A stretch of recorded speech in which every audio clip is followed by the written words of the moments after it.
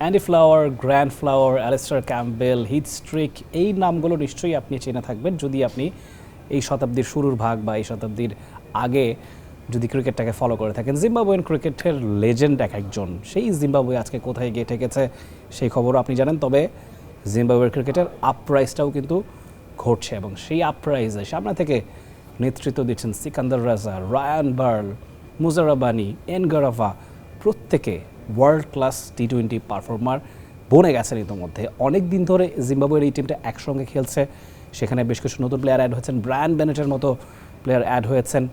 তারপরে আবার দেখা গেছে ব্রেন্ডন টেইলর, যিনি এবারে বিশ্বকাপে অবশ্য একটা মাত্র ম্যাচ খেলতে পেরেছে, ইনজুরির কারণে ছিটকে গিয়েছেন, বহু বছর পর তিনিও ফিরে এসেছেন। বলা যায় যে জিম্বাবুয়ের টিমটা এখন একটা ব্যালেন্সড টি-20 টিম। এই টিমে গ্রায়াম ক্রেমারের মতো স্পিনারও আছে, মুজারাবানির মতো ওয়ার্ল্ড ক্লাস পেসারও আছে। নে দুই বেলা খাবি ফ্যান্টাস্টিক নিমক হালাল সল্টেড বিস্কুট। সব কিছু মিলে এটা বলা বাহুল্য যে জিম্বাবুয়ে টিমটা ডিজার্ভেডলি পরের রাউন্ডে গিয়েছে। অস্ট্রেলিয়াকে তারা হারিয়েছে, অস্ট্রেলিয়াকে তারা নকড আউট করে দিয়েছে টুর্নামেন্ট থেকে। এবং জিম্বাবুয়ের সামনে অবশ্য এই মুহূর্তে চ্যালেঞ্জটাও বেশ শক্ত। West Indies, India, south Africa, এদের মতো দলকে সুপার 8-এ মোকাবেলা করতে হবে। যেহেতু খুব বেশি অঘটন অন্য কোনো দল ঘটায়নি, অর্থাৎ সুপার 8-এ আপনি দেখবেন যে সব বড় বড় দলগুলোই কিন্তু যাচ্ছে। জিম্বাবুয়ে সেখানে বলা যায় যে তুলনামূলক কম শক্তির দল হিসেবে যাচ্ছে এবং তাদের সামনে বড় চ্যালেঞ্জ আছে। তবে সেই চ্যালেঞ্জ যদি জিম্বাবুয়ে উতরে যেতে পারে তাহলে বলা যায় ওই যে শুরুতে যেই নামগুলো বললাম আপনাকে, সেখানে যারা জিম্বাবুয়ান গ্রেট, তাদের সময়কার যে সোনালি সময় জিম্বাবুয়ের কেটেছে সেটা হয়তো বা ফেরত আসতেও পারে। নিশ্চয়ই মনে আছে আপনার ঠিক 2 বছর আগেই মাত্র ইউএসএতে ওয়েস্ট ইন্ডিজে যখন বিশ্বকাপ হয়েছে, সেই বিশ্বকাপের টিকিটটাই জিম্বাবুয়ে কাটতে পারেনি এবং বিশ্বকাপের বাছাই পর্ব থেকে তাদেরকে বাদ পড়তে হয়েছিল। তখনকার সেই টিমটাই কিন্তু মোটামুটি কম বেশি যারা খেলেছিলেন তারাই এখন বিশ্বকাপে খেলছেন। এটা আসলে তারা প্রুফ করেছেন নিজেদের, সেই যে যন্ত্রণা, সেই যে ক্ষত, সেই ক্ষতটা তারা ঘুচিয়েছেন এবারে পরের রাউন্ডে থ্রু করে।